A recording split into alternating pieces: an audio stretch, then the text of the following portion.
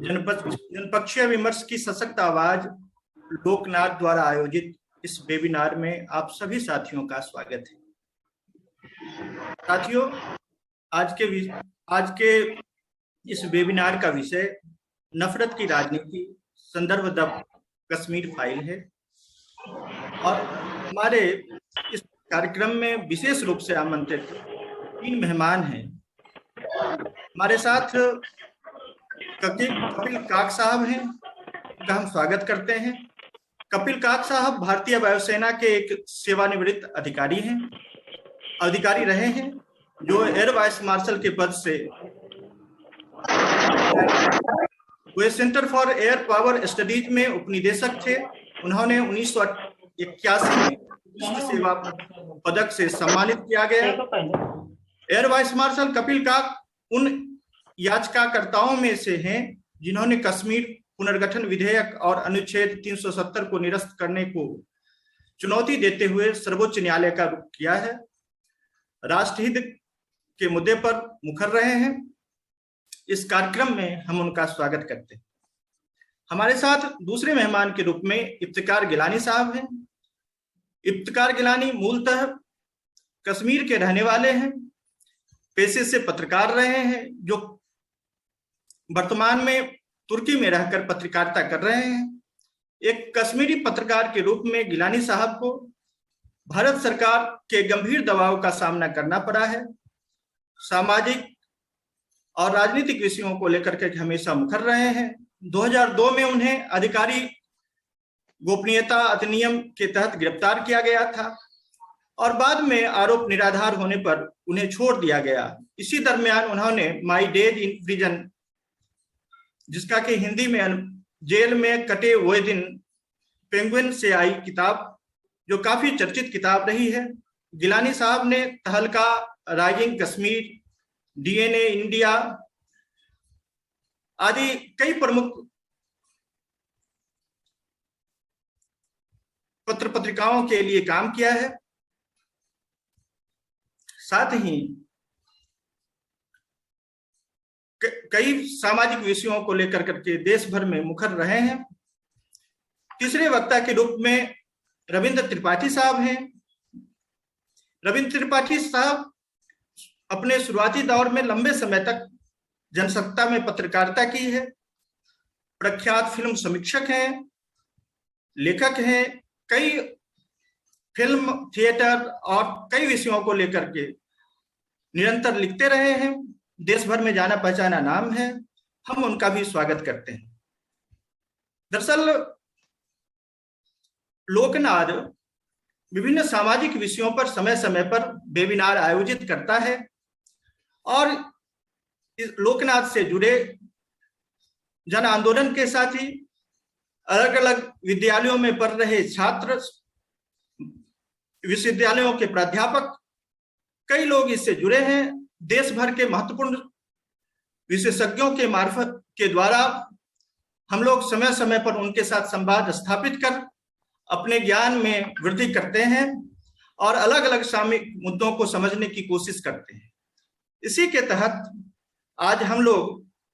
आज पूरे देश में कश्मीर फाइल नाम की एक जो फिल्म है, उसको लेकर करके बहुत चर्चा है। यह अभिषेक अग्रवाल द्वारा निर्मित है, जिसमें मिथुन चक्रवर्ती और अनुपम खेर ने अभिनय किया है। यह फिल्म विवेक अग्निहोत्री द्वारा लिखित और निर्देशित है। यह फिल्म आज पूरे देश में चर्चा का विषय है। यहाँ तक कि प्रधानमंत्री ट्वीट कर सलाह देते हैं देश के नागरिकों को कि वे फिल्म अवश्य देखें और इस फिल्म को देखकर कई लोगों का मानना है कि दुनिया की समझदारी इसी फिल्म को देख करके बनती है। जो लोग नहीं देख पाए इस फिल्म को, वो दुनिया के कई महत्वपूर्ण गूढ़ रहस्यों से वंचित हो जाएंगे और इसका प्रतिफल भी देश भर में देखने को मिला है।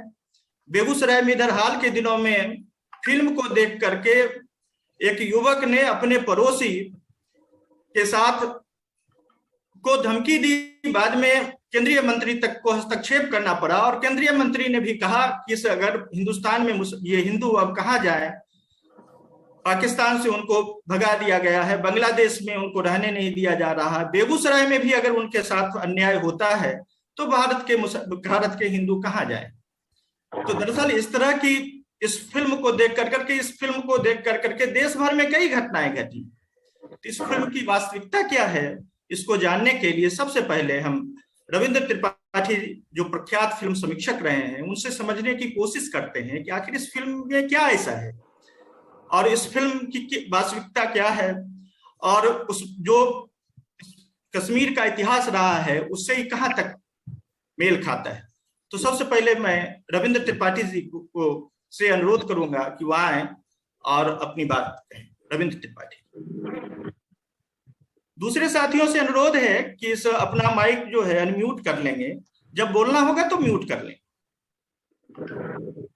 म्यूट।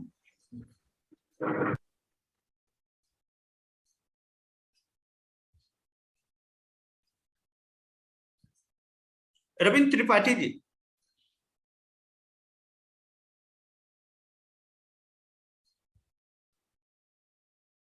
रविंद्र त्रिपाठी जी सुन पा रहे हैं?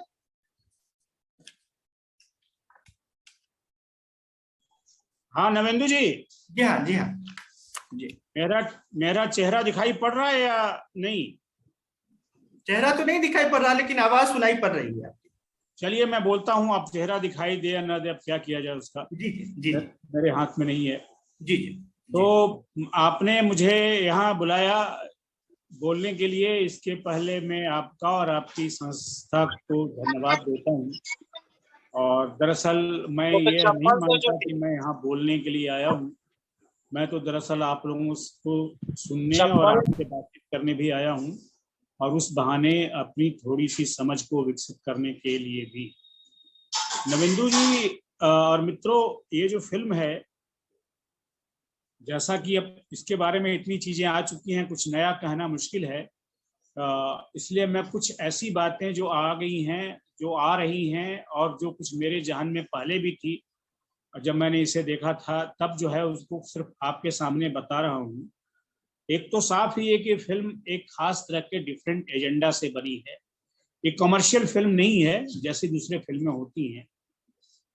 अगर कमर्शियल फिल्में होती तो इस फिल्म को लेकर के जो बातें कही जा रही हैं, इसकी जो आलोचना भी हो रही है, उसको लेकर के इतना बावेला भी नहीं मचता, क्योंकि ऐसी कोई फिल्म रिलीज नहीं होती है जिसके बारे में जो फिल्म समीक्षक हैं या आम दर्शक हैं उसकी अलग अलग राय ना हो। जब शोले फिल्म भी रिलीज हुई थी तो कई लोगों ने उसको बकवास कहा था, वो बातें सुनी गई, फिल्म सफल रही, वो भी एक इतिहास है। लेकिन कश्मीरी फाइल जो है, कश्मीर फाइल्स भाई, इसमें अगर आप इस फिल्म के बारे में कुछ कह दें तो 4 लोग आपके खिलाफ कहीं भी खड़ा हो सकते हैं। तो साफ है कि इस फिल्म के पीछे वो ताकतें हैं और उन ताकतों का नाम लेने की आवश्यकता भी नहीं है, लेकिन फिर भी हम समझने के लिए कह सकते हैं कि ये हिंदुत्ववादी एजेंडा है। वो ताकतें हैं जिसमें वो चाहती हैं कि इस फिल्म के माध्यम से देश में एक नैरेटिव बने, एक बात बने, और ये बात बने कि ये जो कश्मीर में जो हुआ है वो जो है वो मुस्लिमों के द्वारा किया गया था। देखिए, ये बात सच है कि 1990 में कश्मीरी पंडितों का बड़े पैमाने पर वहां से पलायन हुआ, विस्थापन हुआ, कुछ लोग मारे भी गए, कुछ लोग अभी भी जो शिविर है, जो उनके रिफ्यूजी कैंप है, वहाँ रह रहे हैं, और कईयों को अभी तक जो है उनका ठीक से उनकी बसावट नहीं हो पाई है, वे अभी भी विस्थापित हैं, उनके परिवार के लोग विस्थापित हैं। ये इतिहास का अंग है, इसको झुठलाया नहीं जा सकता है। लेकिन यहाँ जब हम किसी इतिहास को पढ़ते हैं, किसी भी इतिहास को, दुनिया के किसी भी इतिहास को, तो इतिहास को पढ़ने, बताने और देखने का एक परिप्रेक्ष्य होता है, एक सिलसिला होता है। वो सिलसिला होता है कि उसको आप एक व्यापक परिप्रेक्ष्य में देखते हैं। यानी कि कश्मीर की कहानी सिर्फ कश्मीर की कहानी नहीं है, वो पूरी दुनिया में जो जुल्म होते हैं, जो मास किलिंग होती है, या जो बड़े पैमाने पर लोग बेघर किए जाते हैं, उनकी कहानी के संदर्भ में चीजें देखनी पड़ती हैं। और ये जो है ये विवेक अग्निहोत्री ने नहीं किया है। विवेक अग्निहोत्री ने सिर्फ यह दिखाया है, और सिर्फ उनका जोर ये रहा है तो फिल्म देखने के बाद ही, कश्मीर में जो कश्मीरी पंडितों के साथ जो हुआ, जो कि गलत हुआ, मैं फिर से कहता हूँ, और मैं उस समय से कह रहा हूं जब ये हो रहा था, यानी 1990 में भी जब मैं अखबार में था तब भी मैं लिख रहा था, मैं आज ये बात नहीं कह रहा हूँ। और ये याद रखना चाहिए कि उस समय जब कश्मीरी पंडितों को वहां से विस्थापित होना पड़ा था, तो उसमें केंद्र में विश्वनाथ प्रताप सिंह की सरकार थी और जिसको भारतीय जनता पार्टी का समर्थन प्राप्त था। यानी कि उस जमाने ये बात हुई और उस जमाने का कोई उल्लेख इस फिल्म में नहीं है। और उस जमाने में बाकी पार्टियां, मतलब जिसमें भारतीय जनता पार्टी भी शामिल है, वो क्या कर रही थी, वो इसका कहीं कोई उल्लेख नहीं। इसमें क्या है, दो तरह के इसमें खलनायक है, टू टाइप ऑफ विलेनिटी है। एक विलेन तो मुस्लिम है जो कश्मीरी मुस्लिम है, और दूसरा विलेन वो है जिसको हम लिबरल लोग कहते हैं, जो उदारवादी सोच है। दरअसल उदारवाद भी सही शब्द नहीं है, मैं उनको मानवतावादी कहता हूं, जिसमें हम सब यहाँ पर जो लोग बैठे हुए हैं ज्यादातर वही हैं जो मानवीयता के परिप्रेक्ष्य में इतिहास की घटनाओं को देखते हैं। वो ये नहीं देखते हैं कि एक कम्युनिटी ने क्या किया। हाँ, कम्युनिटी का जो ट्रेजेडी है, उसका जो दर्द है वो आना चाहिए, पर वो कम्युनिटी जो है वो सिर्फ दूसरी कम्युनिटी वाले नहीं पैदा करते हैं, वो एक व्यापक फोर्सेस होती हैं। जैसे जब हम नाजिज्म की बात कहते हैं कि यहूदियों के साथ ये सब हुआ, तो यह कोई नहीं कहता, और ये यहूदी भी नहीं कहते कि वो ईसाइयों ने किया, क्योंकि हिटलर तो ईसाई ही था। वो ईसाइयों के द्वारा नहीं कही जाती, वो बात कही जाती है नाजी फोर्सेस ने किया। नाजिज्म उसके लिए शब्द है, नाजीवाद की वजह से ये हुआ। उसी तरह भारत में या दूसरे देशों में जो हुआ है, वो जो इस तरह की ताकतें, जो निरसंसकारी ताकतें हैं, जो मानवता विरोधी ताकतें होती हैं, वो जो काम करती हैं, उनको हम मानव विरोधी शक्तियां कहते हैं, आतंकवादी कहते हैं। अब आतंकवादी सिर्फ एक ही धर्म या मजहब में नहीं होते, एक ही जाति में नहीं होते, सब तरह के होते हैं। तो कश्मीरी पंडितों पर जो हुआ, वो जो है वो एक कुछ आतंकवादी ताकतों के द्वारा किया गया, जिसको उस समय तत्कालीन पाकिस्तान की सरकार का समर्थन भी हासिल था। लेकिन सारे कश्मीरी मुस्लिम यही कर रहे थे, ये बात इतिहास सम्मत नहीं है। देखिए, कश्मीर पर और भी फिल्में बनी हैं, और जो इस फिल्म से, विवेक अग्निहोत्री की इस फिल्म से अलग है। बहुत पहले फिल्म बनी थी, संतोष सिवन ने बनाई थी, एक फिल्म बनाई थी, उसका नाम मैं भी भूल रहा हूँ। उसमें एक बच्चा था, उसमें अनुपम खेर भी थी, वो फिल्म, उसमें सारिका भी थी। तहान तहान उस फिल्म का नाम था। वो फिल्म जो एक बच्चे के पर्सपेक्टिव से बनी थी, और जिसमें कश्मीरी में जो हाफ विडोज हैं, हाफ विडोज वो कहते हैं जो वो औरतें जो विधवा हैं कि नहीं हैं ये नहीं कहा जा सकता, इसलिए उनको हाफ विडोज कहा जाता है। सारिका ने उसमें हाफ विडो का किरदार निभाया था। ऐसी विडोज जिनके पति गायब हो गए हैं, क्या उनको सुरक्षा आतंकवादियों ने मार दिया? पता नहीं है। उनको कुछ सुरक्षा कर्मियों ने मार दिया, ये भी पता नहीं है। किसी पर दोष नहीं है। लेकिन ट्रेजेडी किसके साथ हुई है? ट्रेजेडी महिलाओं के साथ हुई है। ऐसी और भी फिल्में बनी हैं। खुद जो और भी जो कई सारी फिल्में हैं, वो जो फिल्म बनी थी, जो हाल में जो फिल्म आई थी, जो हैमलेट का जो रूपांतरण जिसमें था, वो भी इसी बात को लेकर के फिल्म बनी थी कि जो आतंकवाद जो है, और कश्मीर में जो आतंकवाद है, वो कोई 1990 का पैदा हुआ नहीं है। उसकी पृष्ठभूमि बहुत बड़ी है। खुद कपिल काब जी यहाँ हैं, वे ज्यादा बताएंगे इसके बारे में कि कश्मीर का जो प्रॉब्लम है, कश्मीर की जो समस्या है, वो इंटरनेशनल जो ब्रिटिश कॉलोनियलिज्म ने पैदा किया था, और इतिहास में उसको कह दिया जाता है कि फला पार्टी ने किया। नहीं, कश्मीर का जो डिसीजन था उसमें डिफेंस कमेटी के हाथ में था जब भारत आजाद हुआ था तब। और डिफेंस कमेटी का चेयरमैन कौन था? लॉर्ड माउंटबेटन थे, जो उसमें भारत के गवर्नर जनरल थे। तो जो और बहुत सारी जो फैसले थे वो भारत सरकार ले भी नहीं सकती थी उस समय के फैसले। तो इस तरह की वहां बात थी। वो सबका कोई परिप्रेक्ष्य नहीं है विवेक अग्निहोत्री की फिल्म में। ये फिल्म एक पक्षीय है, जो ये दिखाती है और ये बताना चाहती है कि कश्मीर के मुसलमानों ने वहां के कश्मीरी पंडितों पर अत्याचार किए, तरह तरह के। इसका बड़ा विविड डिस्क्रिप्शन है जिसमें मैं जाना नहीं चाहता। और बतौर फिल्मकार उनको पता नहीं उनको दिखाना चाहिए था या नहीं दिखाना चाहिए था, लेकिन मुझे आपत्ति सिर्फ इस बात पर नहीं है, क्योंकि फिल्में अच्छी और बुरी बनती रहती हैं। और हम लोग लिखते रहते हैं कि ये फिल्म अच्छी नहीं है, ये फिल्म बुरी है। ये भी कोई बड़ी बात नहीं है। बड़ी बात इसमें है कि उस फिल्म को एक एजेंडा बनाकर पेश किया जा रहा है, और सरकार की तरफ से किया जा रहा है, पार्टी की तरफ से भी नहीं किया जा रहा है, सरकार की तरफ से किया जा रहा है कि ये जो कश्मीर के पंडितों के साथ हुआ, वो लिबरल जो आइडियोलॉजी के लोग हैं, जिसमें कुछ उदारवादी भी हैं, कुछ वामपंथी भी हैं, कुछ समाजवादी भी हैं, उनकी सोच का। इस फिल्म में पल्लवी जोशी ने जो किरदार निभाया है, उसमें एक ANU यानी कि का विश्वविद्यालय है, जो दरअसल JNU का नाम नहीं रखा है उसको, ये ध्यान में रखते हुए कि JNU भी दरअसल इसी देश का हिस्सा है, उसकी भी स्थापना भी एक टैक्स पेयर्स मनी से की गई है, और वहां भी कई ऐसे लोग पढ़े हैं जो आज भारतीय जनता पार्टी में भी हैं। हर विश्वविद्यालय में ऐसे लोग पढ़ते हैं। तो एक लिबरल जो इंटेलेक्चुअल है, जो उदारवादी इंटेलेक्चुअल है, जिसको मैं फिर कहूंगा कि जो मानवतावादी इंटेलेक्चुअल है, उसको भी इस फिल्म में आलोचना की गई है। ये फिल्म जो है बेसिकली एक खास एजेंडे से बनाई गई है, और एक खास एजेंडे से इसको प्रचारित किया जा रहा है। आपको याद होगा अभी कुछ दिन पहले ही है कि जो बच्चन पांडे फिल्म है अभी अक्षय कुमार की, जो कि बहुत अच्छी फिल्म नहीं है, और मैंने भी लिखा कि कुछ इसमें ठीक है, कुछ गड़बड़ है, पर वो एक हर फिल्मों के साथ होता है जो फिल्म समीक्षक लिखता है। लेकिन कुछ लोग एक सिनेमा हॉल में खड़े हुए और उन्होंने बच्चन पांडे फिल्म के जो उसमें सिनेमा हॉल वाले थे उनको कहा कि नहीं, इस फिल्म को रोको और कश्मीरी फाइल्स दिखाओ। इसका कोई मतलब नहीं था, क्योंकि वो कश्मीरी फाइल देखने जा सकते थे, क्योंकि हर हॉल में अगर वो हॉल है जो बड़े शहरों में जो मल्टीप्लेक्स हॉल होते हैं, उसमें एक हॉल में बच्चन पांडे चल रहा होता है, जिसमें कश्मीरी फाइल भी चल रहा होता है, तो उसकी कोई जरूरत नहीं थी। लेकिन एजेंडा बनाने के लिए कि फिल्म बड़ी है, और इसको एक तरीके से जो इसका है कि हिंदुस्तान में कुल मिलाकर के बहुत छोटे और सरल भाषा में कहें कि नफरत की एक पैदावार की जाए, एक हेट मॉन्गरिंग की जाए, तो ये फिल्म एक हेट मॉन्गरिंग का नतीजा है। उसी मकसद से बनाई गई है, उसी मकसद से प्रचारित की जाए। मैं फिर से कह दूं कि हेट मॉन्गरिंग से भी बनाना अगर सिर्फ निर्देशक ने किया होता तो शायद उतना बावेला नहीं मचता इसका, क्योंकि अच्छी और बुरी फिल्में बनती रहती हैं।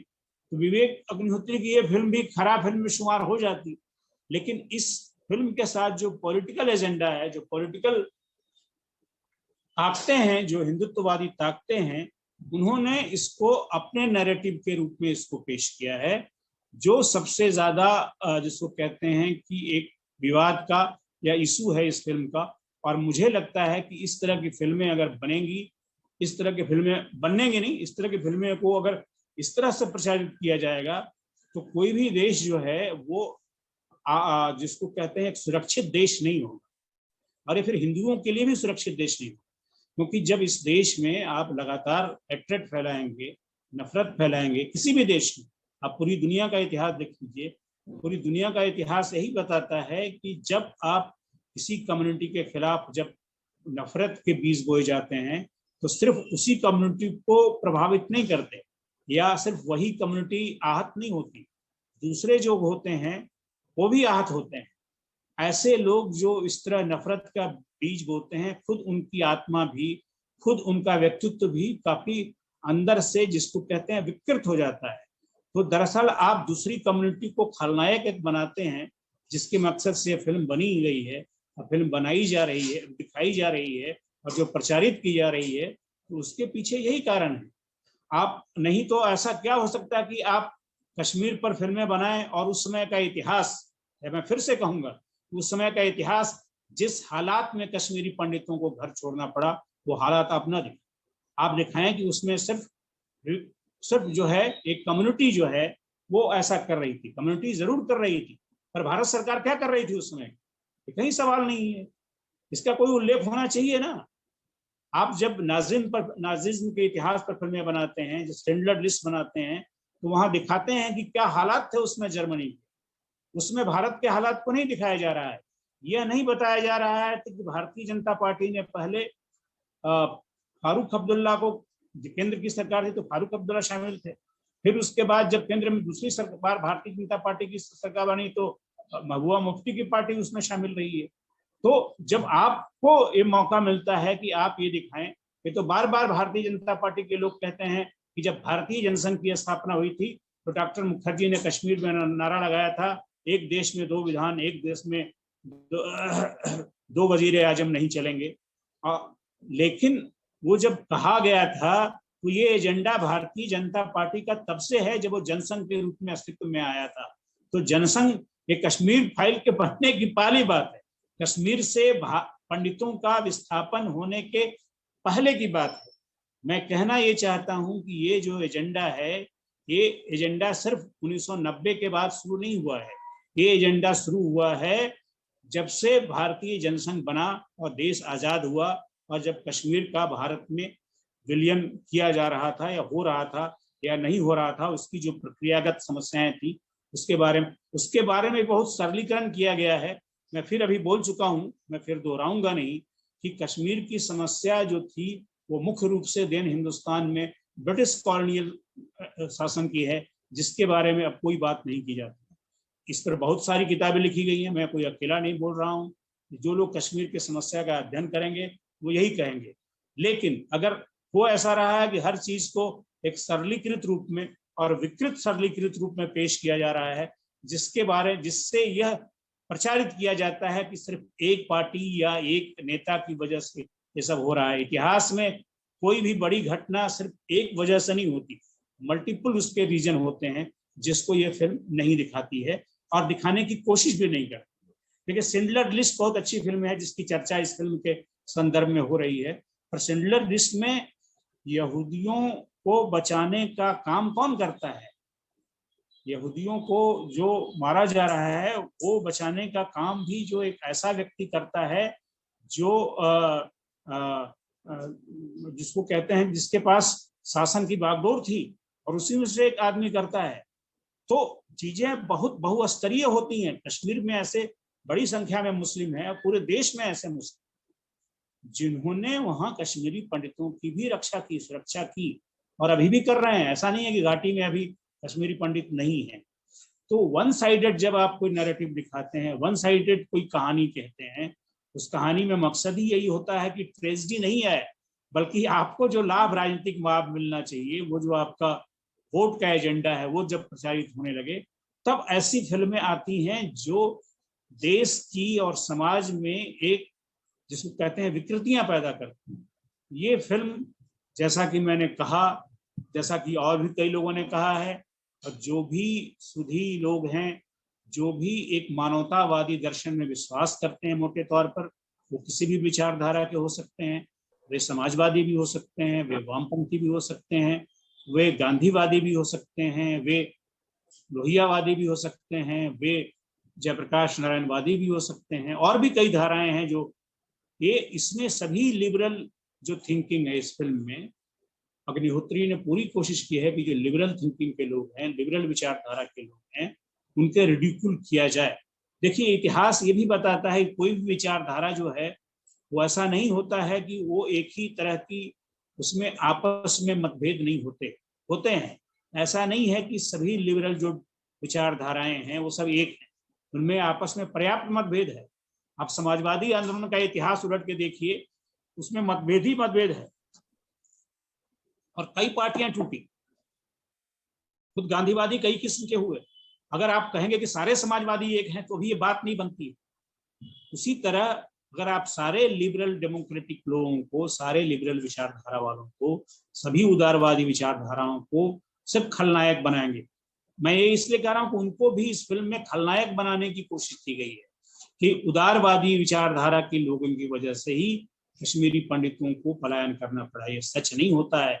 उदारवाद सिर्फ एक जगह का नहीं होता है, उदारवाद पूरी दुनिया में होता है, और पूरी दुनिया में उदारवाद के लोग एक व्यापक मानवतावाद की बात करते हैं।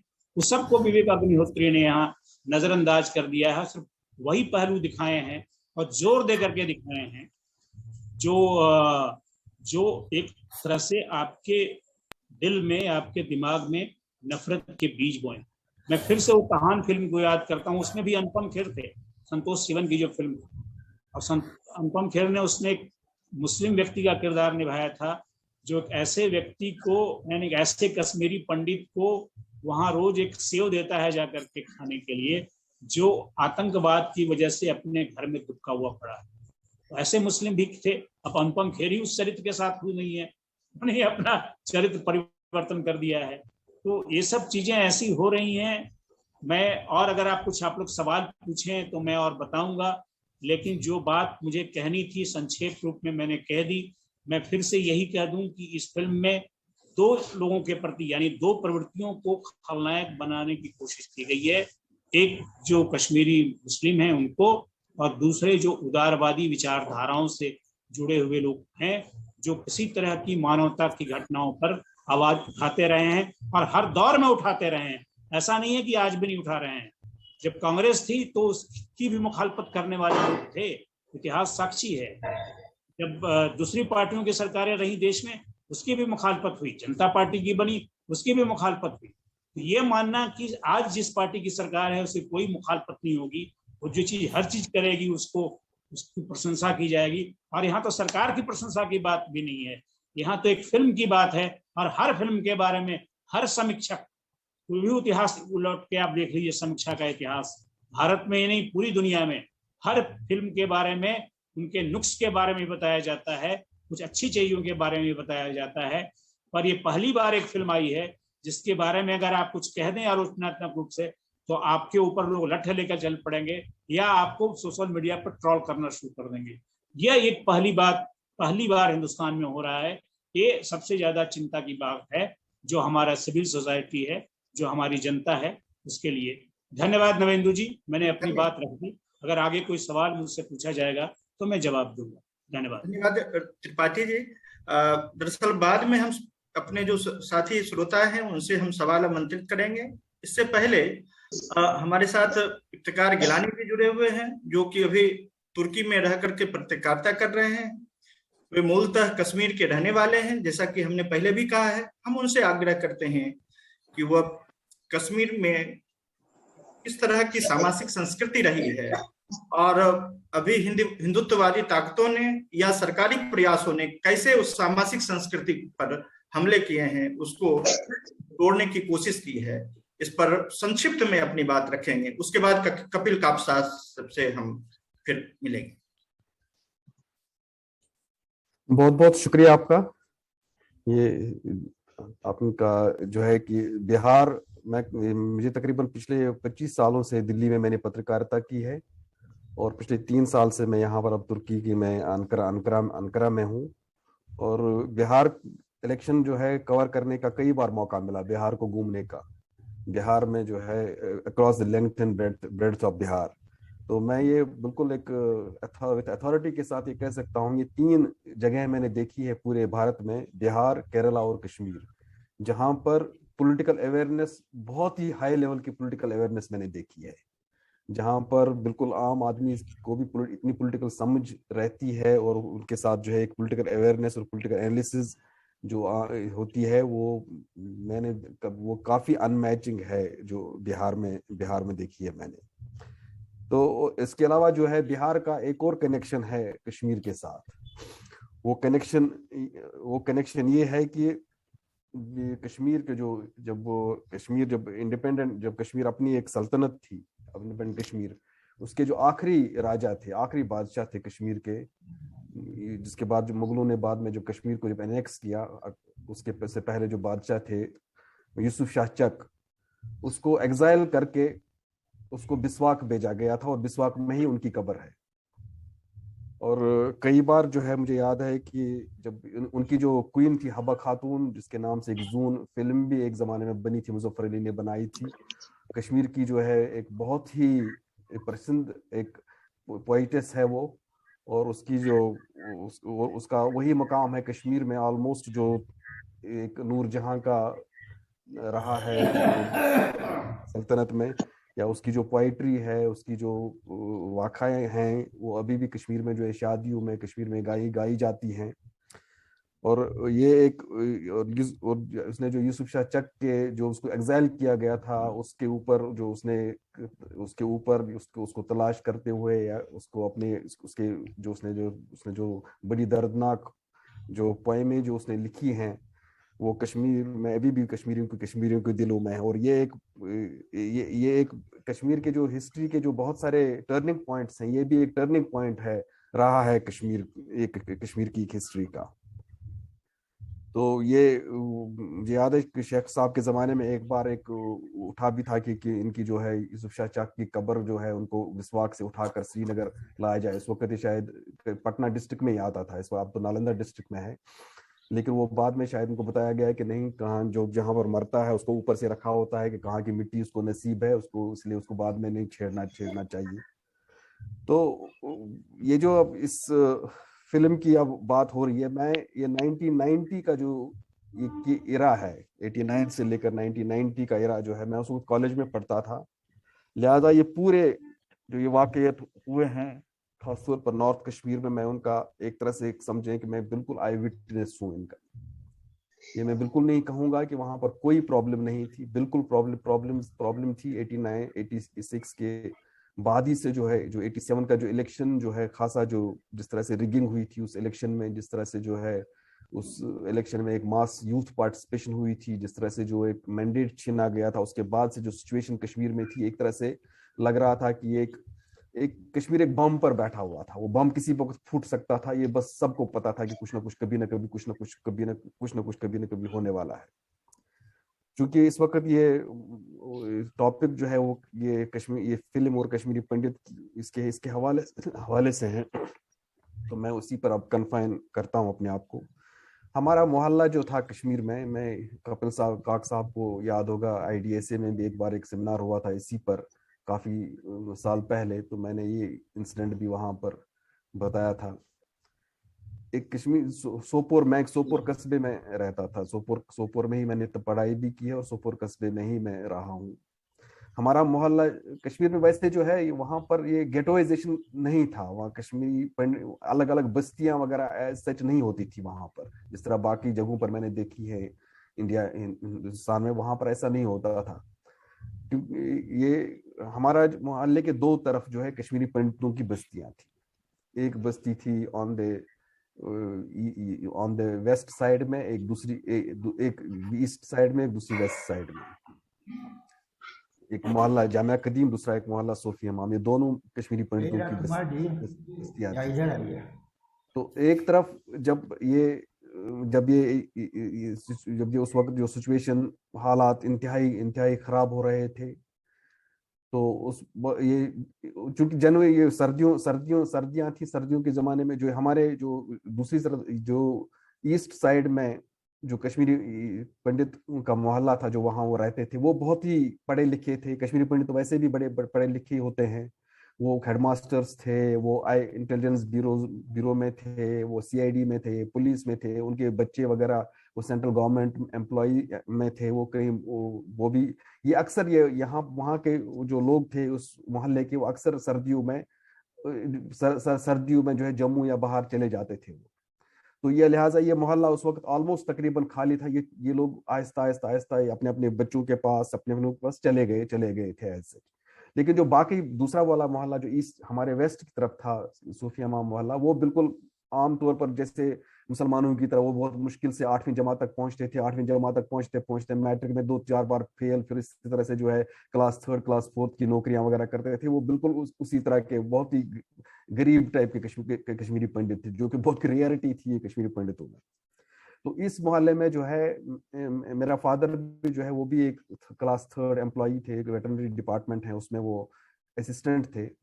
तो वहां पर एक अमरनाथ भट्ट थे, वो भी वहाँ वेटरनरी डिपार्टमेंट में असिस्टेंट थे। तो हमारा और उनके साथ बड़ा ही एक फैमिली टाइप का रिलेशन था कि मेरे फादर और वो दोनों साथ में ही नौकरी लग गए थे, साथ में उनकी ड्यूटियां भी होती थी, इसलिए हमारा उनका आना जाना भी था। वो भी हमारे यहाँ उनका आना जाना रहता था। और वो बिल्कुल उनके साथ एक तरह से एक फैमिली रिलेशनशिप थी हमारी। तो ये मुझे याद है उस वक्त कश्मीर में ITBP आई थी, इंडो तिब्बतियन बॉर्डर फोर्स की एक कमांड थी वहां पर सोपोर में।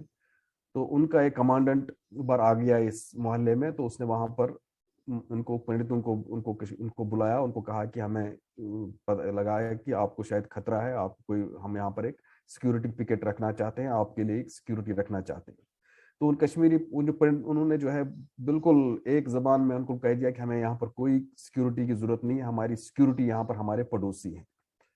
तो उस वक्त जो है पूरे जो कमांडेंट जो है उसने वहां पर मोहल्ले की मस्जिद में तकरीबन तमाम लोगों को बुलाया और सब लोग उनको जो है उसने कहा कि हमें आप लोग हमें, और एसएचओ भी था मकान जो लोकल एसएचओ भी था थाने का, तो उन्हें उनको कहा कि हमें आप लिख कर दे दो कि आप लोग इनकी हिफाजत करोगे और इनसे हिफाजत करोगे। तो लोगों ने कहा कि अगर इनके साथ कुछ हो जाता है तो हमारी लाश के ऊपर से इनके साथ कुछ हो सकता है, अगर फिर हमारे साथ कुछ हो सकता है उसके बाद हम क्या करेंगे, लेकिन जब तक हम हैं इनको कोई हाथ नहीं लगा सकता है।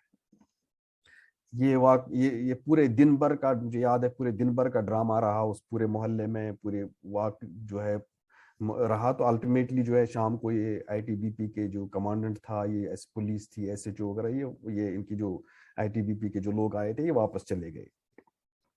अब इसके बाद तकरीबन ये सर्दियों, मुझे याद है जनवरी जनवरी था शायद, उस वक्त सर्दियां थी, सर्दियों का मौसम था कश्मीर में। वैसे भी सर्दियों के मौसम में न बिजली होती है न लाइट ये कुछ होती है।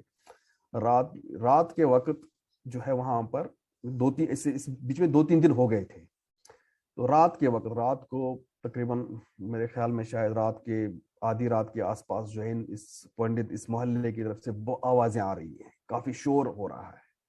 और बाहर जो है हमने सड़क पर जो है वहां पर गाड़ियां, सिक्योरिटी फोर्स गाड़ियां खड़ी हुई हैं। हमने सोचा शायद मिलिट्री ऑपरेशन हो रहा है या कुछ हो रहा है, क्या हो सकता है, शायद क्रैकडाउन है। तो लेकिन ये पूरी सड़क पर पूरी फोर्स छाई हुई थी, वो किसी को बाहर नहीं निकलने दे रहे थे। लेकिन काफी जो है कहाँ रोना धोने की आवाजें, काफी बड़ी आवाजें आ रही थी। किसी की समझ में नहीं आ रहा था कि हो क्या रहा है, कुछ पता नहीं चल रहा था क्या हो रहा है। बीच में मुझे लगता है कि हम सब कौन सोता, बिल्कुल सब लोग, ये बिल्कुल गुप अंधेरा था। हमारे दरवाजे में नॉक हो गया। तो जब नॉक हो रहा था तो मैं ही निकला बाहर, नहीं मैंने दरवाजा खोला तो देखा वहां अमरनाथ वो थे दरवाजे पर। तो उन्होंने ऊपर आ गए।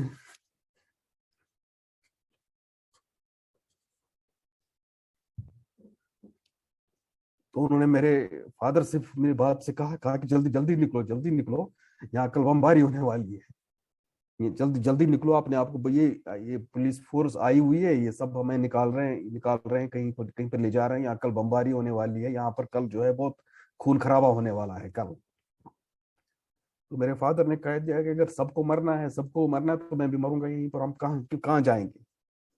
तो मुझे याद है उसने मेरा हाथ पकड़ा, उसने उसको कहा मेरे फादर को, तुम्हें तो खुद मरना है लेकिन इस बेटे को तो बचाओ, इसको मेरे साथ दे दो।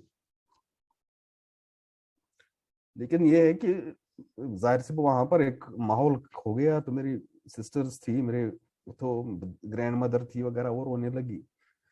तो आकर अल्टरनेटिव फादर ने भी कह दिया कि हमें अगर सबको यहीं मरना है, सबको बमबारी होनी है, मरना है, तो हम सब मरेंगे यहीं पर, साथ में ही मरेंगे। तो वो रोते हुए, मुझे याद है बहुत ही एक उससे वो सीन मुझे भी याद आता है। तो वो रोते हुए चले गए उसी गलियों में, कहीं गलियों में वो गुम होकर, कहीं गलियों से पीछ दर पीछ, कहीं कोई गली मोहल्ले से पीछे की तरफ से कहीं से आए हुए थे वो, क्योंकि सड़क पर तो पूरा नाकाबंदी थी, सड़क पूरी बंद थी।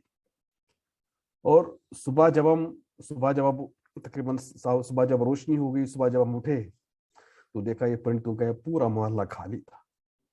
इनको आईटीबीपी की ट्रकों में बिठाकर उनको जम्मू उधमपुर ले जाया गया था।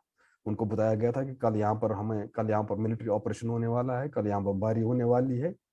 ये इसका मैं चश्मदीद गवाह हूँ, जब सोपोर में या कहीं पर भी जो है इसको कंफर्म भी कर सकते हैं। तो यही चीजें काफी जगहों पर दोहराई गई है। ये सिर्फ एक जगह का मैंने बताया जहां का मैं, और मुझे याद है 2011 में मेरे फादर की डेथ हुई। वो जब भी दिल्ली में हमारे पास आते थे वो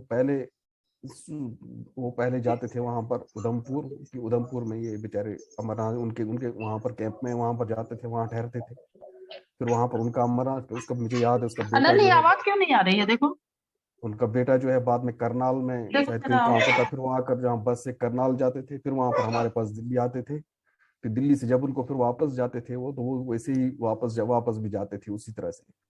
तो दो जब तक वो हमें उनका दूसरी सबसे सबसे अहम जो चीजें जो मैं जो जो सवाल है, जब जो जिस वक्त माइग्रेशन हुई है, अगर ये चलो, अगर ये नहीं एक मिनट के लिए मान भी लें जगमोहन वगैरह कोई जिम्मेदार नहीं था उसका, एक सिचुएशन ऐसी पैदा हो गई थी वहां पर, सिचुएशन में जो है किसी को अपने जान अपने अपने कुछ पता नहीं था। मतलब मैं काफी उस वक्त जो है सलमान भी कोशिश कर रहे थे किसी तरह से, अगर उनको कहीं पर कहीं जगह मिले कहीं पर, एक अनार्किक सिचुएशन थी। इस अनार्किक सिचुएशन में सोपोर में अगर 1500 कश्मीरी पंडित घर थे, उनको प्रॉब्लम थी, उनको उठाकर 19th डिवीजन में, वहां पर आर्मी का 19th डिवीजन पास में है, वहां पर उनको रख सकते थे, या कैंप था पास में, वहां रख सकते थे। जब सिचुएशन बेहतर होती है तो वो उनको वापस लाया जा सकता था, लेकिन जिस तरह से ये उस सिचुएशन को उस वक्त ये इनएप्ट एडमिनिस्ट्रेशन, और उसका किसी न किसी को उसका मतलब जिम्मेदारी उठानी चाहिए उसकी जिम्मेदारी किसी न किसी को। और मैं पिछले 30 सालों के दौरान, कश्मीर तो कहीं पाकिस्तान में तो नहीं था, कश्मीर तो हिंदुस्तान में ही था। कश्मीर में तो इस दौरान मैक्सिमम तो गवर्नर रूल ही था। कहीं कहीं पर बीच में फारूक अब्दुल्ला की गवर्नमेंट या उमर अब्दुल्ला की गवर्नमेंट या उसकी गवर्नमेंट थी, वो तो सेंट्रल गवर्नमेंट के ही पार्ट थे।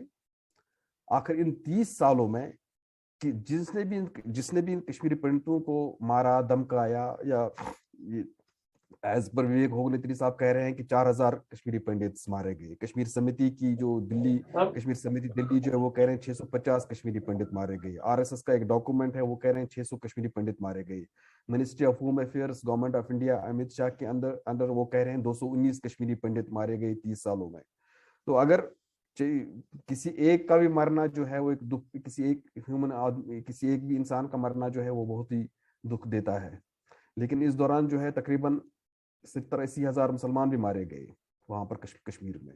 जो पहली डेथ हुई थी वो बेचारे उस मोहम्मद यूसुफ हलवाई की हुई थी, जिसने 15 अगस्त को ब्लैक डे मनाने से मना कर दिया था। तो ये और दूसरी तो ये इन आखिर किसी के ऊपर किसी अभी तक जो अभी त्रिपाठी साहब ने शिंडलर्स लिस्ट की अभी बात की, मैं बिल्कुल बताना चाहता हूं कि जब इन 30 सालों में सिर्फ एक कश्मीरी पंडित के कत्ल पर एक आदमी को सजा हुई है, सिर्फ एक प्रोसिक्यूशन हुई है इस दौरान। वो जो 1992 में जब जिस वक्त जब ये बाबरी मस्जिद को जब उस वक्त जो है वहां पर उसको 6 दिसंबर 92 को जब उस वक्त वो कर दिया जा रहा था, उसको गिराया जा रहा था, उस वक्त कश्मीर 4 दिन बंद था। लेकिन बाबरी मस्जिद के ऊपर बंद नहीं था, वो कश्मीर बंद था 4 दिन। किस लिए? उस वक्त हैदरनाथ वांचू एक कश्मीरी पंडित ट्रेड यूनियन लीडर को मारा गया था, और उसके खिलाफ कश्मीर 4 दिन कंप्लीट बंद रहा। और सिर्फ उसी एक कश्मीरी पंडित के कत्ल की प्रोसिक्यूशन हुई है, उसी एक कश्मीरी पंडित के कत्ल के ऊपर एक सजा भी हुई है, किसी को उम्र कैद की सजा हुई है। और सिर्फ क्योंकि उसमें जो है गवाही देने के लिए मुसलमान सामने आए थे, उन्होंने उसके ऊपर बाज़ाब्ता मुहिम चलाई थी कि इसके ऊपर सिर्फ उन्हीं की वजह से ही इस केस की प्रोसिक्यूशन हुई, सजा हुई है।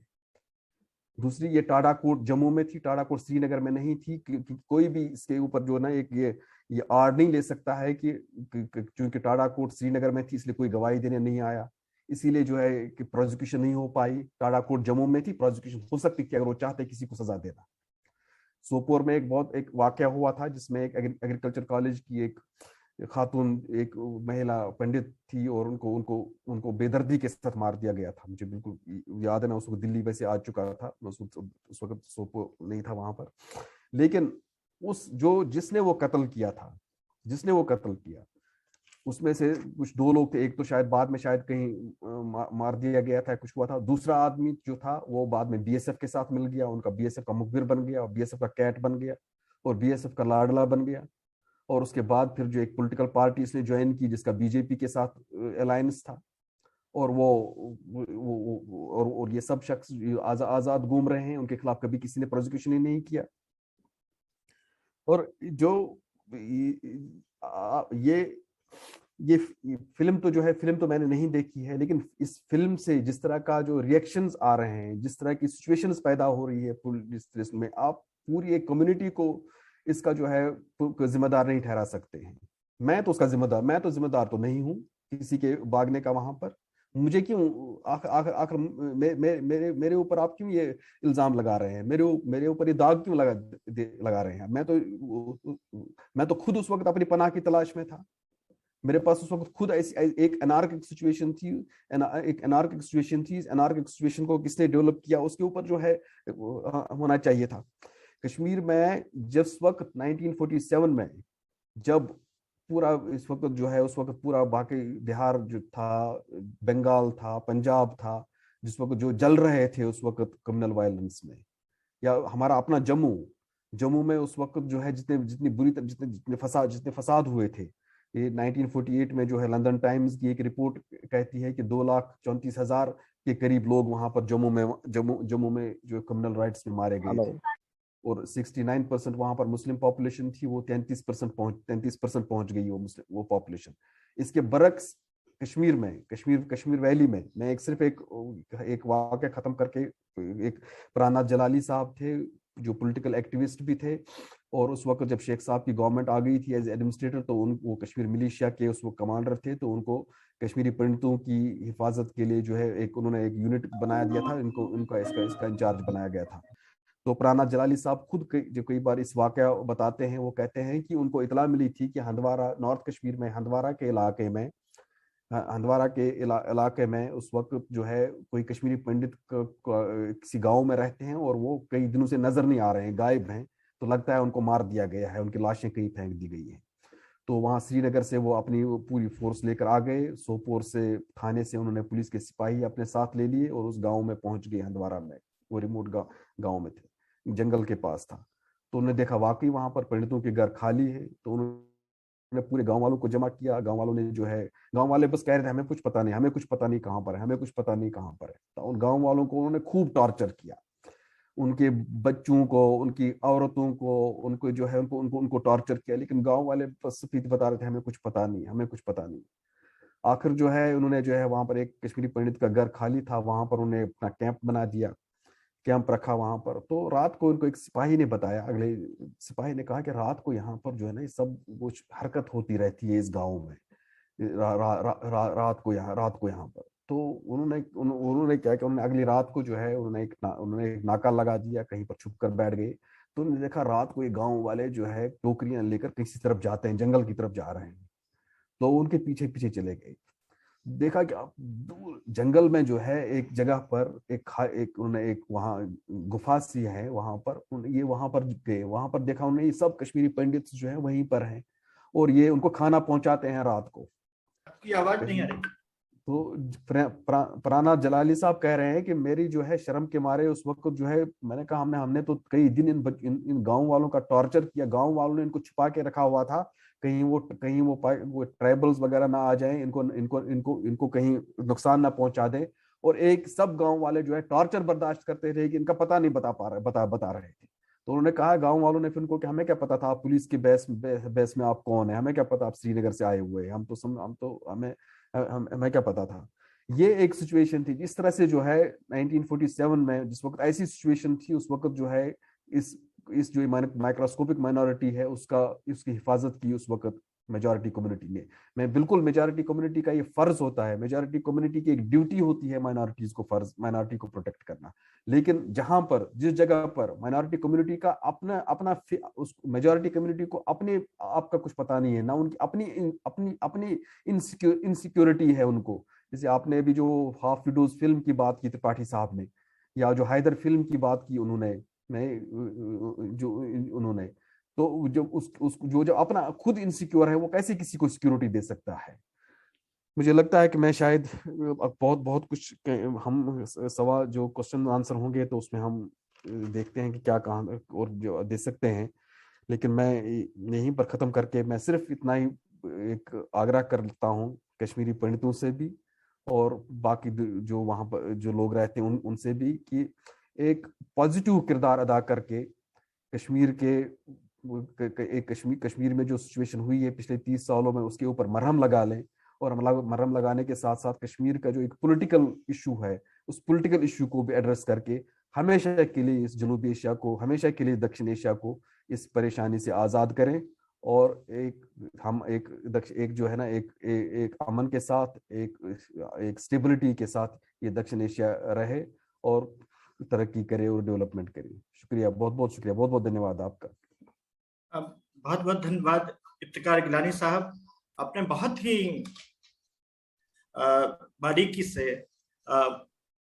कश्मीर की सामाजिक संस्कृति की चर्चा की, कैसे कश्मीर में हिंदू और मुस्लिम परस्पर सद्भाव के साथ रहा करते थे और कैसे किन किन घटनाओं के कारण कश्मीर में इस तरह के हालात बने। अब मैं कपिल काक साहब से अनुरोध करूंगा कि वह अपनी बात रखें। एयर वाइस मार्शल कपिल काक साहब पहले भी कश्मीर और देश भर के सामाजिक राजनीतिक मुद्दों को लेकर करके मुखर रहे हैं, उनसे अनुरोध है कि वो अपनी टिप्पणी इस पर दें। कपिल काक साहब। धन्यवाद नवेंदु जी। पहले मैं शुक्रिया अदा करना चाहता हूं आपको, लोकनाथ के ऑर्गेनाइजर्स को, कि हमें मुझे एक मौका दिया है कुछ अपने सोच विचार आपके सामने प्रस्तुत करूं। पहले मुझे एक तरीके से काफ़ी एजुकेशन मिली है जब रविंद्र साहब ने और अब इफ्तिकार साहब ने आपके सामने इतनी बारीकी से, इतनी संवेदनशील तरीके से कश्मीर के मुद्दे में जो कुछ भी हुआ है तारीख में, इतिहास में, वो सामने लाया गया है। मैं शुरुआत करता हूं जॉर्ज ऑरवेल से। उन्होंने कहा कि जब ऐसे समय आते हैं कि सारे आलम, सारे विश्व के जो धोखाबाजी होती चली, तो उस वक्त सच बोलना भी एक रेवोल्यूशनरी कदम है। इस वक्त सच्ची बातें करना तो एक बड़ी रेयरिटी है। मैं एक और बड़े पुराने लेखक से आपको जोड़ना चाहता हूं, उनका नाम था दांते। अंग्रेजी में उन्होंने कहा था कि the darkest place in hell is reserved for those who stay neutral in a moral crisis. नैतिक जो संकट है उस पे आप निष्पक्ष हों तो उसके लिए आपको सबसे अंधेरी जगह जहन्नुम में तैयार है आपके लिए।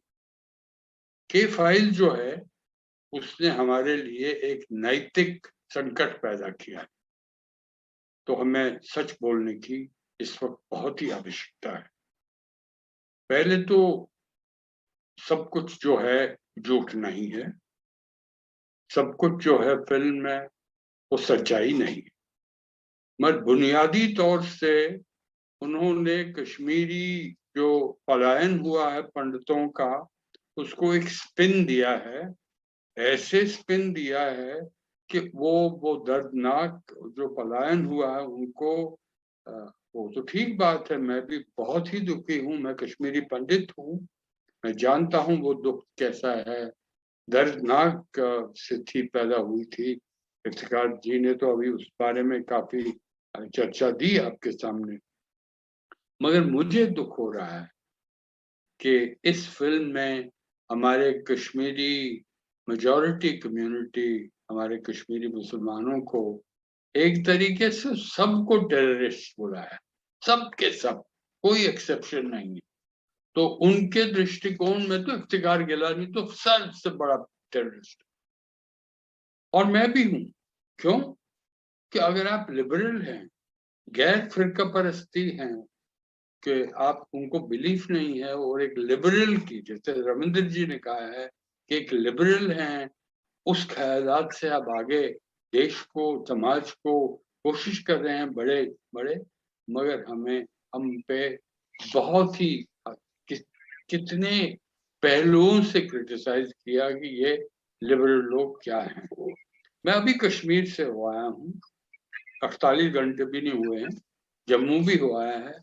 तो ग्राउंड जीरो में हमने सैकड़ों लोगों से बात की, हमारे दोस्तों से बात की, समाज के जो रिप्रेजेंटेटिव्स है उनके साथ, जर्नलिस्ट के साथ। तो जब हम देखते हैं कि एक एक शस्त्रकरण हुआ है उनके दुख और दर्द का, जो वेपनाइज हुआ है। तो और वो किस लिए? राजनीतिक ऑब्जेक्टिव्स के हिसाब से, कुछ कमर्शियल हिसाब से भी।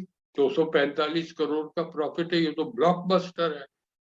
तो हमारे दिल्ली के मुख्यमंत्री कहते हैं इस 245 करोड़ का इनका प्रॉफिट हुआ है, कम से कम 122 करोड़ तो कश्मीरी पंडितों को रिहेबिलिटेशन के लिए दे दो।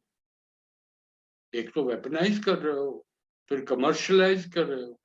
जो भी जख्म थे, इस पर कोई शक नहीं है, जख्म है, पिछले 32 साल से वहां पे आतंकवाद है। वजह हम उसके लिए ये वेबिनार नहीं हो रहा है।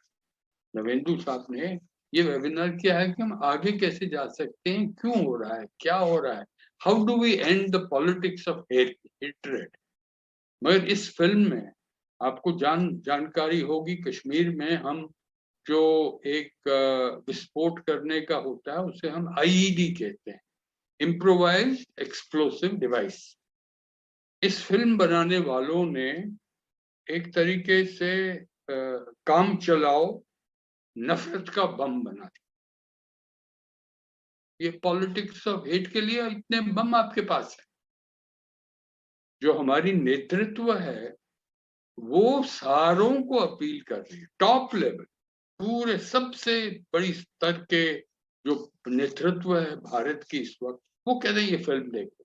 क्यों देखनी? क्योंकि आपको पता नहीं इतिहास कैसा रहा है, इनके साथ कितना जुल्म हुआ है।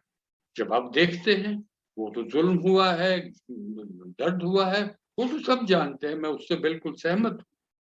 मगर इसके पीछे जैसे पहले कहा गया है एजेंडा है, वो एजेंडा है नफरत फैलाने।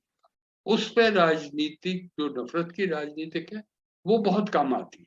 हमने देखा है आपके चुनावों में नफरत फैलाइए और वोट आएंगे। तो ये बड़ी दर्दनाक बात है, क्योंकि अगर आप ब्रूटलाइज करते हैं, डीह्यूमनाइज करते हैं पूरे समुदाय जो है कश्मीरी मुस्लिम्स की, और जब कश्मीरी मुस्लिम और हिंदूज के इस वक्त मैं इस पे और थोड़ी चर्चा बाद में करूंगा। एक चीज जिस पर मुझे काफी जानकारी है वो ये है कि मैंने 40 साल भारतीय वायु सेना में सेवा की है। 2 भारत और पाकिस्तान की जंगों में मैंने पार्टिसिपेट किया है, बमबारी की है 71 के युद्ध में, और उसके बाद मैं थिंक टैंक्स में रहा हूँ, रिसर्च सेंटर्स में कहा हूँ। क्या किया मैंने? रिसर्च की है भारत की रणनीति, भारत की सुरक्षा और भारत की रक्षा, इसके पहलू क्या हैं, इसे क्या करना चाहिए। मैं आपके सामने कुछ ख्यालात पेश करना चाहता हूँ।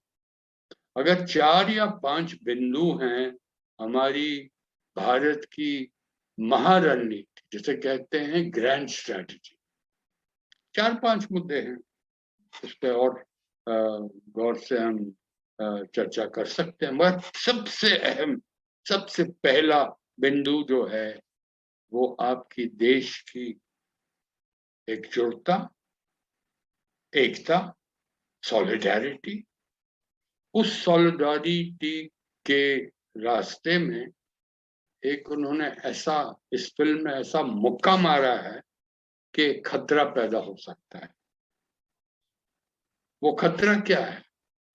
अगर आपकी देश की महाराजनीति, रणनीति के लिए आपको सबसे बड़ी जरूरत किस चीज की है, वो है कि एकजुटता रहे, नेशनल सॉलिडारिटी, एकता रहे, नेशनल यूनिटी। अगर वो आपके पास मौजूद नहीं है, मुझे ये बताइए आप कैसे सामना करेंगे जो चुनौतियां हैं, इस पर चीन की तरफ से हैं, चीन और पाकिस्तान के मिलजुल के रही हैं, और क्या करेंगे आप? तो मुझे लगता है पहला मेरा सजेशन है, सरकार करे या ना करे, नवेंदु साहब और बाकी हमारे जो साथी यहाँ मौजूद हैं, ये बातचीत बिल्कुल आगे बढ़नी चाहिए। जितने आप सोसाइटल इंटरैक्शंस लाएं, कहाँ भी हो, पटना में हो, जहां भी हो, मगर लोगों को सोचने दीजिए। इस वक्त लोगों का ये हाल है कि वो सोच नहीं रहे, क्योंकि जब हमारी देश की सबसे टॉप लेवल नेतृत्व कहती है ये फिल्म देख लीजिए, वो हमें ये नहीं कह रहे हैं कि आप एक परजानिया फिल्म थी, वो गुलबर्ग के बारे में, आपने गुजरात के बारे में 2002 को सुना होगा ना, आप सब जवान लोग हैं, इतनी देर नहीं हुई है। आप राणा अयूब की पुस्तक पढ़िए, गुजरात फाइल्स।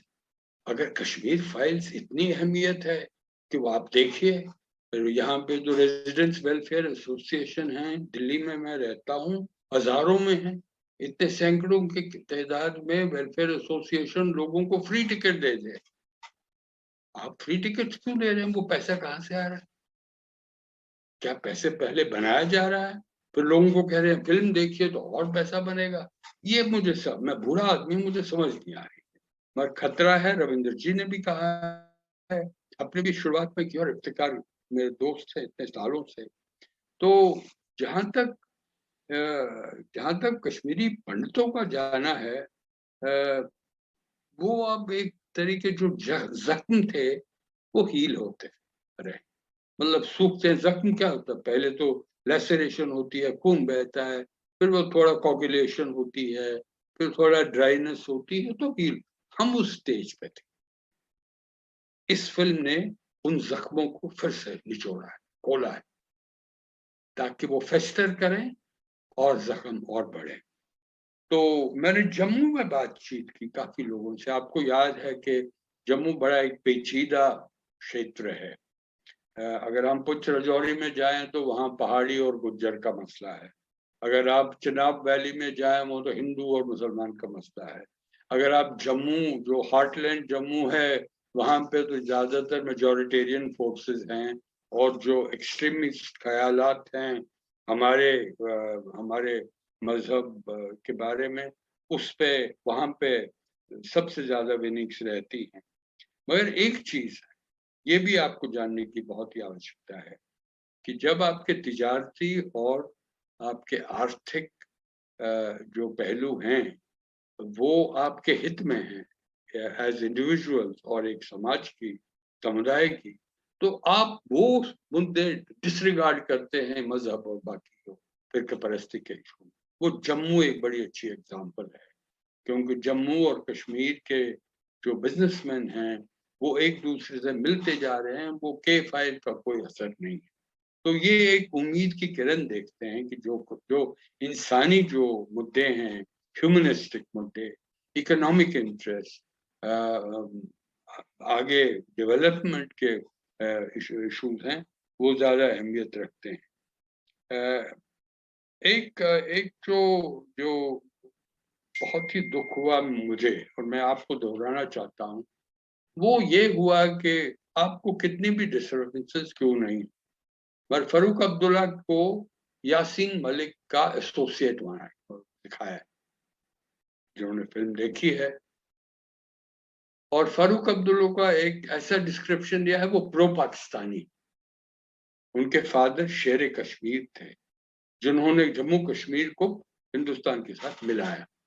मेजॉरिटी मुस्लिम स्टेट थी पार्टीशन में, एक ही मुस्लिम मेजॉरिटी स्टेट थी जो हिंदुस्तान के साथ मिली, क्योंकि शेख अब्दुल्ला वहां के, और उनके बेटे को आप कहते हैं, आप एक यासीन मलिक के एसोसिएट हैं, प्रो पाकिस्तान। मैं 3 मिसालें दूँ।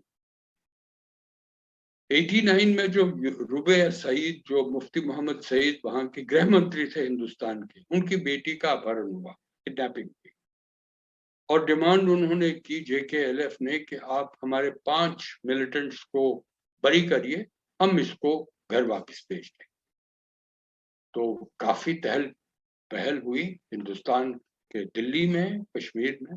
फारूक अब्दुल्ला ने सिर्फ एक बात की, बिल्कुल मत कर दीजिए रिलीज, कि अगर आप रिलीज करेंगे तो हमें इसका मूल्य चुकाना पड़ेगा। आरिफ मोहम्मद खान और इंदर गुजराल को VP सिंह और सरकार का सपोर्ट जो है, समर्थन जो है, वो बीजेपी का समर्थन। तो अब बीजेपी जो अब इस वक्त कहती है कि कश्मीरी चले गए, फरूक का ही है फॉल्ट था, कश्मीरी मुसलमानों का फॉल्ट था, तो आपने क्या किया? आपको सपोर्ट कर रहे थे विवेक सिंह सरकार, आपने कहा क्या किया? आपने बोला उनको छोड़ दीजिए। उस दिन से दिसंबर 1989 में, उस दिन से आजादी का कर्व बढ़ता गया। इसका कारण क्या है? केंद्र सरकार, वो उनके पास जुर्रत नहीं थी, हिम्मत नहीं थी कि फारूक की बात सुने। दूसरा, 10 साल बाद IC 814, आपको सबको याद होगा, हाईजैकिंग हुई थी, टेररिस्ट ने हाईजैक किया। तो उस वक्त डिमांड की गई, जो हमारे वो टेररिस्ट जो कुछ उनमें से थे वो जम्मू जेल में थे, तो उन्होंने डिमांड की हम इनको पैसेंजर्स को बरी कर देंगे, जहाज आप ले जा सकते हैं, मगर हमारे लोगों को आप बरी कर दीजिएगा जो जम्मू जेल में। उन टेररिस्ट में मसूद अजहर, जो जैश मोहम्मद का आदमी था, फारूक अब्दुल्ला ने फिर बात बताया सरकार मत रिलीज के लिए। वो चीफ मिनिस्टर, मुख्यमंत्री थे उस वक्त, फिर से उनको धमकी दी हम आपको डिसमिस करेंगे, मगर इसको आप बरी कर दीजिए। बिट्टा कराटे, जिसने टेलीविजन में बोला है कि मैंने कम से कम 2 दर्जन कश्मीरी पंडितों की जान ली है, दूरदर्शन, दिल्ली दूरदर्शन में लाइव में उन्होंने कहा है। बाद में उनके खिलाफ कार्रवाई की, मगर उनको रिलीज किसने करवाया? जम्मू कश्मीर स्टेट ने नहीं, केंद्र सरकार। क्यों? आप पूछिए। तो मतलब जब इस बात में जैसे कहते हैं सब बिना कपड़े, तो किसी को दोषी ठहराना ठीक नहीं है। केंद्र सरकार की भी गलतियां हुई हैं। आपने क्या कदम उठाए हैं? हम कहते हैं कश्मीरी पंडितों को, मैंने कितने आर्टिकल्स लिखे हैं अखबारों में, हमने कहा है कि आप कश्मीरी पंडितों के लिए आपने क्या किया? अगर कुछ किया है वो मनमोहन सिंह सरकार ने किया, और उसमें 2004 से 2014 तक वो सरकार थी। उस 2002 में 2808 लोग कश्मीरी पंडित वादी में रहते थे, 2808। आज 10,000 लोग रह रहे। ये इसकी बढ़ोतरी क्यों हुई है? क्योंकि उनके लिए नौकरियां, लाइवलीहुड के लिए और लिविंग स्पेसेस के लिए उनके लिए ट्रांजिट अकोमोडेशन बनाई। कम से कम फुटप्रिंट जो है वो उनका बढ़ गया है। उम्मीद है कि वो वापस जाएंगे। मैं ये भी कहना चाहता हूं कि ऐसे हालात में वापस उनका जाना कश्मीरी पंडितों के लिए नहीं है। मेरे भाई, मेरे दोस्त, प्यारे दोस्त, इफ्तिकार से पूछिए, अगर किसी समुदाय को आप होमोजेनस रखें। एक मेरे बड़े पुराने दोस्त थे, पाकिस्तान के, आर्मी में थे पाकिस्तान में, हम ट्रैक 2 में उनके मिलते आ रहे हैं, तो हमसे कह रहे हैं कि हम बहुत अच्छे थे पाकिस्तान में जब तक यहाँ पे माइनॉरिटीज थी। माइनॉरिटी चली गई, हमारा दिमाग खराब हो। ये पाकिस्तानी जनरल मुझे कह रहे हैं। क्यों? कि अगर आप डाइवर्सिटी ना दिखाएं, अलग पहलू के विचार नहीं दिखाते, वो मौसीकी हो, वो खान पीन हो, जो कुछ भी हो, कल्चर क्या होता है? अगर आप कल्चर और रिलीजन को मिला दें, जैसे हुआ है कश्मीर में भी एक तरह से और भारत में हुआ है, ये तो बहुत ही मेरे ख्याल में उचित नहीं है। फिल्म में कोई बात नहीं उठाई है। मैं इफ्तिकार साहब से इसके बारे में के ख्यालात जानना चाहता हूँ। 700 साल हिंदू और मुसलमान बड़ी शांतिपूर्वक तरीके से एक जैसे एक ही परिवार के लोग हैं, क्योंकि कल्चर कॉमन है।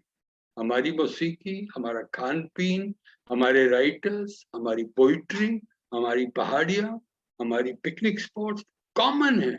यहाँ पे एक फैमिली बैठी है, उसके साथ कश्मीरी पंडित फैमिली बैठी। अभी भी छोटा सा मुद्दा है, अभी पे जैनपुरा एक जगह है शुपया में, आपको हैरानी होगी, 25 साल से एक कश्मीरी मुसलमान भाई अपने कश्मीरी पंडित भाई को हर रोज उनकी वो देख नहीं सकते हैं, इज ब्लाइंडेड, उनको वॉक के लिए ले जा रहे हैं, 2 किलोमीटर वॉक करते हैं, उसको साथ लेके उसको वॉक करवाते हैं और उसको वापस घर भेजते हैं। फेस्टिवल्स, आज जब मैं आपके सामने बात करता हूँ, त्योहार हैं, शिवरात्रि हो, ईद हो, एक दूसरे के साथ मिलन करते हैं। अगर एक विलेज में 250 फैमिलीज हैं, 5-6 फैमिलीज कश्मीरी पंडित अभी भी इस वक्त। और हमारी फिल्म क्या दिखा रही है? वो सारे मुसलमान जी टेररिस्ट हैं, बाबेरिक हैं, वो उनको कोई सोच समझ नहीं है। और फिर आप सारे देशवासियों को कहते हैं ये फिल्म देखो। अगर ये नफरत की राजनीति नहीं है तो हिंदू साहब मुझे बताइए कौन सी नफरत की राजधानी, उसका रंग दिखाइए ना मुझे, मैं देखना चाहता हूं। अब आप कहें तो करना क्या है? अगर हम यहाँ पे नीतियां क्या कर सकते हैं, बाकी तो मुझे सब जानते हैं। देखिए, अगर एक जैसे ह्यूमन लेवल पे देखें, मैंने अभी आपके सामने एग्जांपल दी हैं। एक तो है कि उनकी संख्या बढ़ानी, कुछ तो बड़ी है, इसको और बढ़ाना। तो एक तरीके से क्या वो उनके लिए घर तो अब है नहीं, जो उनका लैंड है उन्होंने बेच डाला है, उनके घर हैं वो बेच डाले हैं।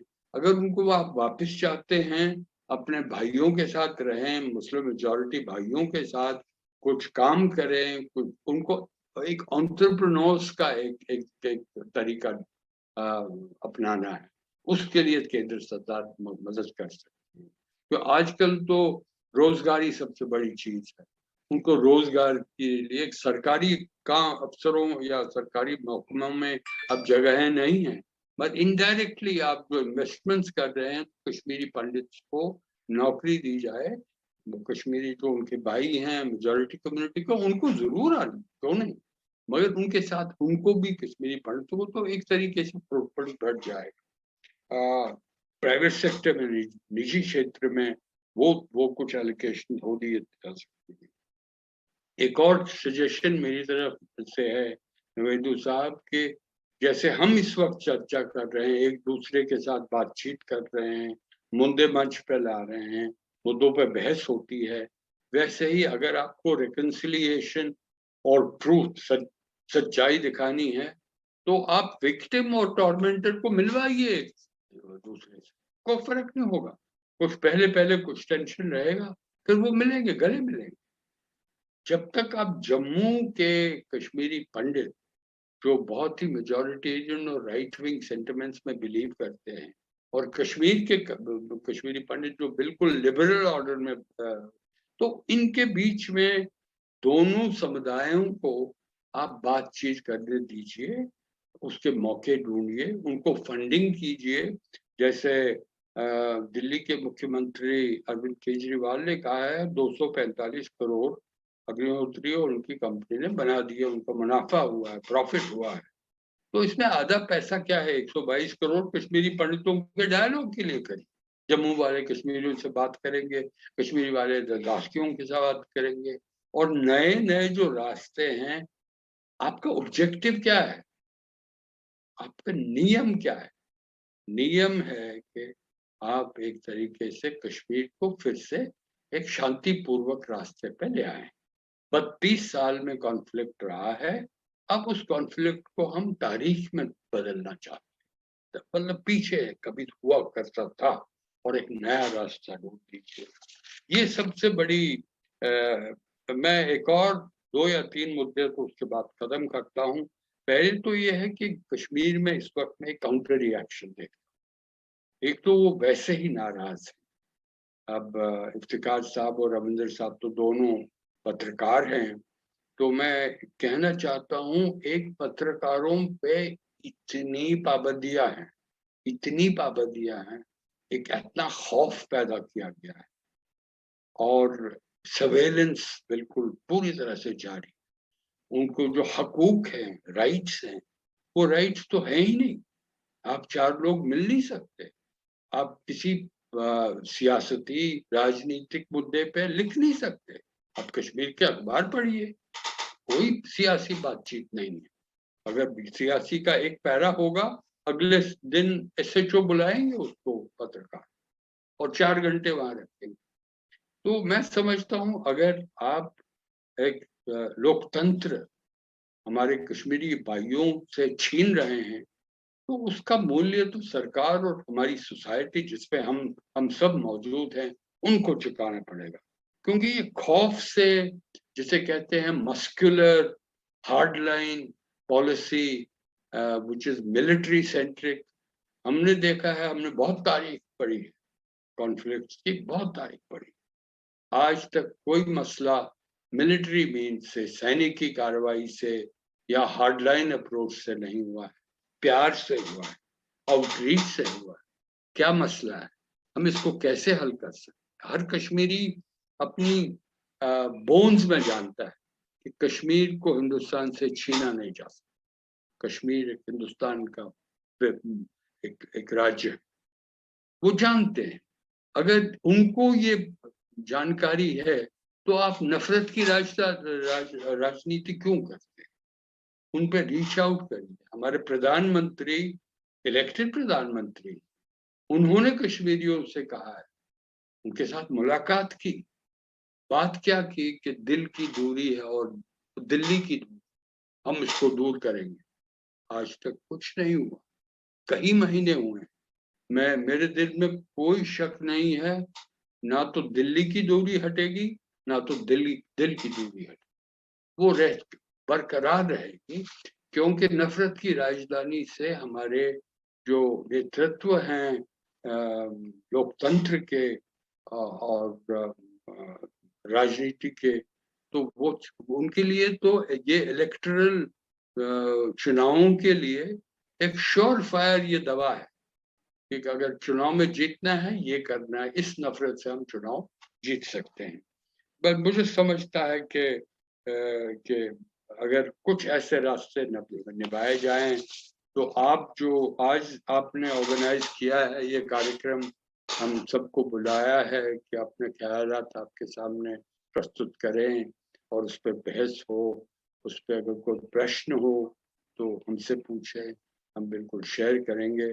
फिर से मैं लोकनाथ और नवेंदु जी को बहुत ही धन्यवाद करना चाहता हूँ कि आपने मुझे ये आज के वेबिनार में बुलाया, और जो मेरे ख्यालात हैं वो भी, जब मैं हाल ही में कश्मीर और जम्मू से हो रहा हूँ और 7 दिन में काफ़ी बातचीत की है और डायरेक्ट ग्राउंड जीरो से जो ख्यालात हैं तो वो आपके सामने मैंने प्रस्तुत किए हैं। धन्यवाद फिर से। धन्यवाद कपिल काग साहब, आपने कश्मीरी समाज की जो खूबसूरती, उसकी सामाजिक संस्कृति और किस तरह से उनके बीच अब दूरियां बढ़ाई जा रही हैं, उसकी बहुत ही बारीक चर्चा की। आशा है कि आपके इस सुझाव से, आपकी इस चर्चा से हमारे साथियों को बहुत कुछ समझने में मदद मिली होगी। दरअसल अखबार और दूसरे माध्यमों से जो हमें जानकारियां मिलती हैं बहुत ही सतही हुआ करती हैं। आपने बहुत ही गंभीरता से अपनी बात रखी है और हमारे साथियों को समझने में मदद मिली होगी। अब मैं अपनी